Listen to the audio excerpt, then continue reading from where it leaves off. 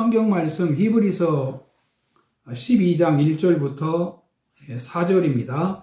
신앙의 경주 이런 제목으로 잠깐 말씀을 나누겠습니다. 본문 말씀 1절만 봉독을 하겠습니다. 이러므로 우리에게 구름같이 둘러싼 허다한 증인들이 있으니 모든 무거운 것과 얽매이기 쉬운 죄를 벗어버리고 인내로서 우리 앞에 당한 경주를 경주하며, 이 본문 내용을 가지고 신앙의 경주라는 제목으로 잠깐 말씀을 나누겠습니다. 토끼와 거북이가 경기하는 그 우화가 있습니다. 누가 이겼습니까? 경주는 최선을 다해야 하는 것이죠. 방심하면 토끼같이 될 수가 있다는 것입니다.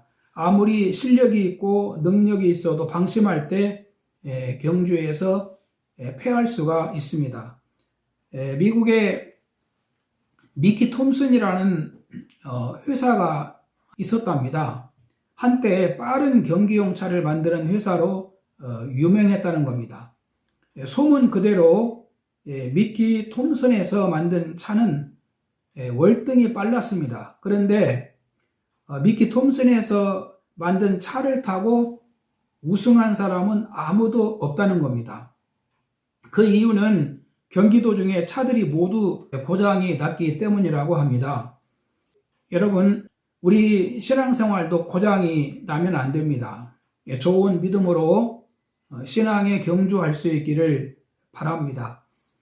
고린도전서 9장 24절에 보면 운동장에서 다름질하는 자들이 다 달아날지라도 오직 상 얻는 자는 하나인 줄을 너희가 알지 못하느냐.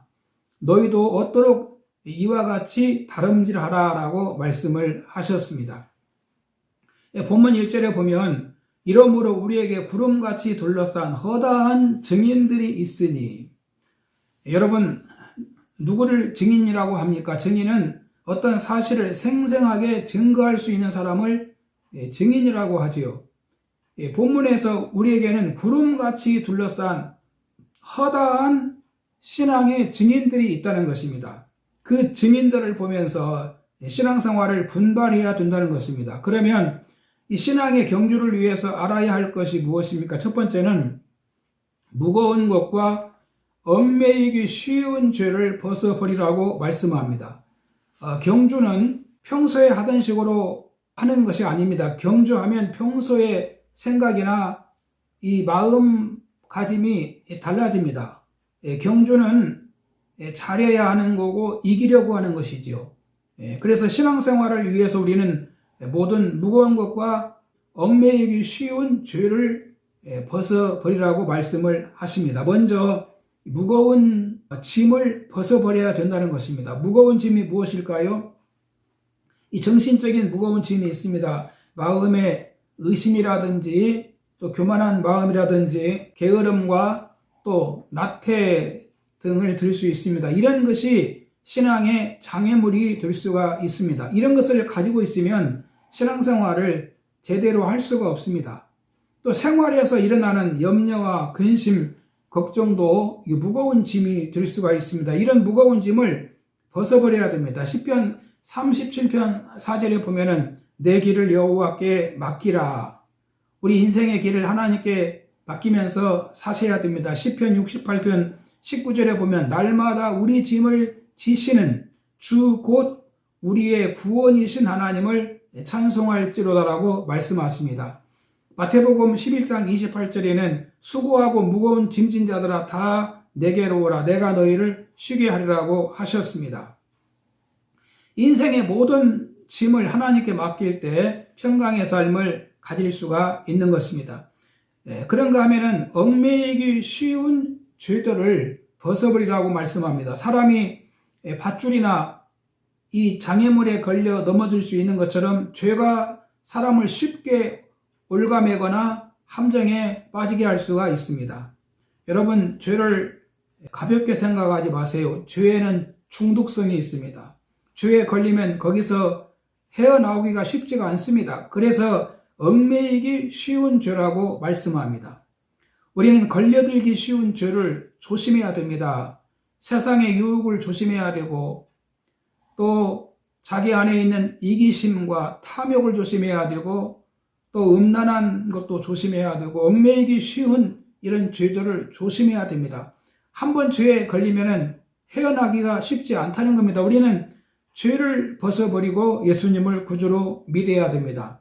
그래서 신앙생활을 경주하기 위해서는 이렇게 무거운 짐과 얽매이기 쉬운 죄를 벗어버리라고 말씀합니다. 두 번째는 인내로서 신앙의 경주를 해야 한다고 말씀합니다.